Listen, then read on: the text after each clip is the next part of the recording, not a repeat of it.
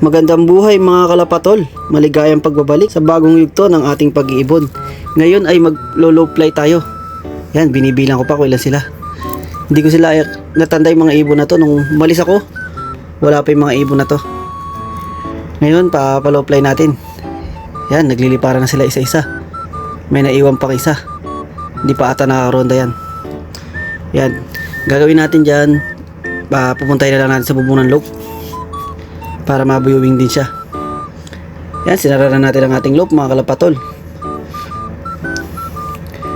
At mamaya titignan natin kung ilang minuto silang rumoronda.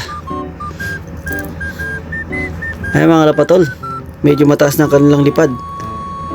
Mga isang oras or kulang isang oras sila maglilipad dyan. Iiwanan na rin natin maya maya yan. Hintayin na lang natin ang kanilang pagbaba. Yung 5 dyan naglalaro ng south, tapos yung 4 pang summer race natin next year.